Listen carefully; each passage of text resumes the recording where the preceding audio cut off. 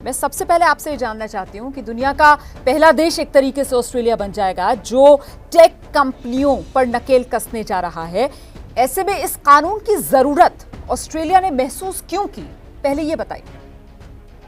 देखिए कि बहुत मिस इन्फॉर्मेशन और झूठी इन्फॉर्मेशन जिसे कहते हैं वो फैल रही थी सोशल मीडिया पे, और उस वजह से जो हमारी गवर्नमेंट है उन्होंने ये मीडिया बार्गेनिंग लॉ इंट्रोड्यूस करे थे। और सिर्फ मिस इन्फॉर्मेशन के लिए भी नहीं था, क्योंकि उसका रीजन ये भी था कि जो रेवेन्यू ये जो डिजिटल प्लेटफॉर्म जनरेट कर रही है वो रेवेन्यू शेयर होए न्यूज पब्लिशर्स के साथ। तो that was the fundamental reason for introducing ये मीडिया बार्गेनिंग लॉ।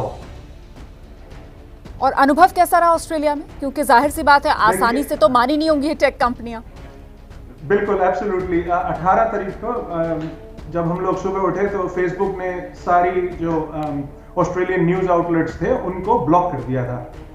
तो उनका जो फंडामेंटल रीजन था वो ये था for blocking is they did not want to negotiate with the government, क्योंकि हमारी गवर्नमेंट चाहती थी कि ये फेसबुक और गूगल गवर्नमेंट न्यूज पब्लिशर्स को पैसा दे। And that's a reason where we got into this situation. देखिए ऑस्ट्रेलिया का मैं आपको एक बड़ा सिंपल सा आंकड़ा देता हूँ। हमारे यहाँ पे Australian competition and consumer commission है जो कि एक रेगुलेटरी बॉडी है। उन्होंने एक इन्वेस्टिगेशन करी थी 2019 में जिसमें उन्होंने पाया कि जो टेक फर्म्स हैं वो जो एडवर्टाइजिंग का जो एडवर्टाइजिंग का मनी जो स्पेंड होता है ऑस्ट्रेलिया में ऑनलाइन एडवर्टाइजिंग, फॉर एवरी $100 जो ऑस्ट्रेलियन एडवर्टाइजर स्पेंड कर रहे हैं उसमें से $49 गूगल को जाता है और $24 फेसबुक को जाता है। So essentially 50% of all advertising revenue goes to Google और 25% जा रहा है फेसबुक को। तो हमारी गवर्नमेंट सिंपल ये कि जो आप पैसा बना रहे हैं उसको इन्वेस्ट कीजिए into improving and nourishing Australian media companies. Very simple reasoning थी। ऑब्वियसली शुरुआत में Google was also not willing to join and to agree.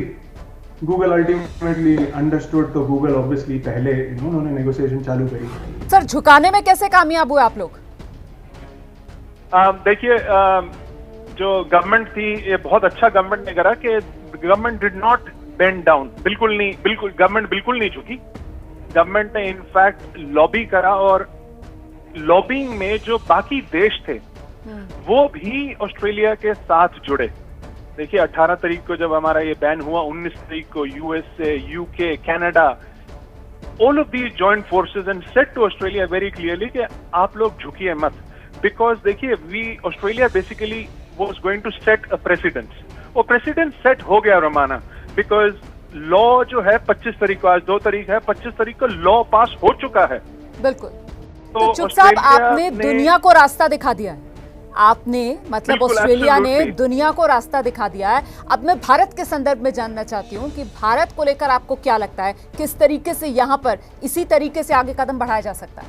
अब आपने इंडिया का अगर संदर्भ में बात करी जाए तो इंडिया में भी देखिए वेरी रिसेंटली, शायद अभी 2-3 दिन ही हुए हैं, जो कि आईटी कोड रिलीज हुआ है, जो कि गवर्नमेंट ने आईटी कोड रिलीज करा है। वो आईटी कोड 25 फरवरी को हुआ है।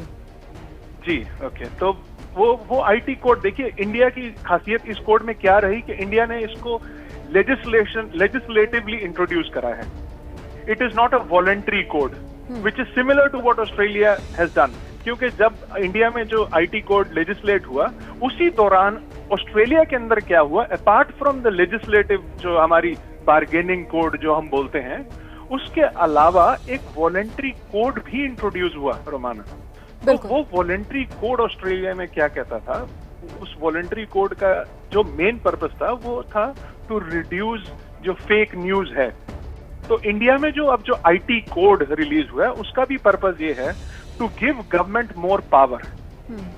मैं आपसे ये जानना चाह रही थी कि क्या आपको ऐसा लगता है कि जो लोकतांत्रिक देश हैं वहां के लिए खास तौर से ये आज वक्त की जरूरत है लोकतंत्र को मजबूत करने के लिए, मीडिया को मजबूत करने के लिए, कि ये जो प्लेटफॉर्म्स हैं जो खुद को सिर्फ और सिर्फ माध्यम कहते हैं जबकि किसी पब्लिशर से कम नहीं है, ये अपने रेवेन्यू में हिस्सेदारी दें जो कंटेंट बना रहा है उसको?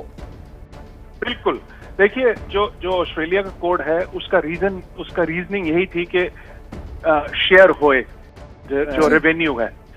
अब इंडिया, देखिए एग्जांपल सेट करा हमने, obviously Australia was a proxy for other countries.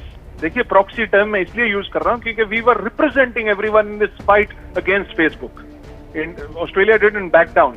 अभी धीरे धीरे क्या होगा, and I am sure we will all watch, कि similar codes will be introduced in other countries also. India में भी होगा ये। अच्छा, आप इंडिया की बात कर रहे हैं, जब यहाँ पे हमारे साथ ऑस्ट्रेलिया में हो रहा था, ऑस्ट्रेलियन गवर्नमेंट ने क्या करा? डिसाइड कि let us pull all advertising out from Facebook, government ने, ठीक है? तो उससे क्या मतलब फर्क, अब अगर आपको आंकड़ों में बताऊं तो वो गवर्नमेंट का एडवर्टाइजिंग पुलिंग से जो इम्पैक्ट है, तो टोटल जो है ऑस्ट्रेलियन गवर्नमेंट तकरीबन $40 मिलियन डिजिटल एडवर्टाइजिंग पे खर्चती है जी, और उस 40 मिलियन का 25% जो है वो सिर्फ फेसबुक को जाता है जी। तो तकरीबन $10 million all of a sudden over 1 year is taken out of Facebook.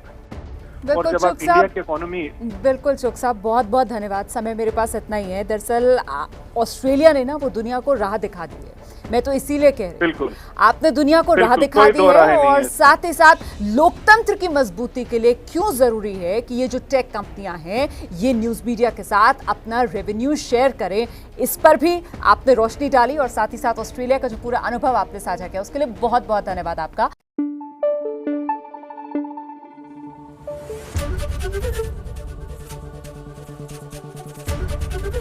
ABP news आपको रखे आगे।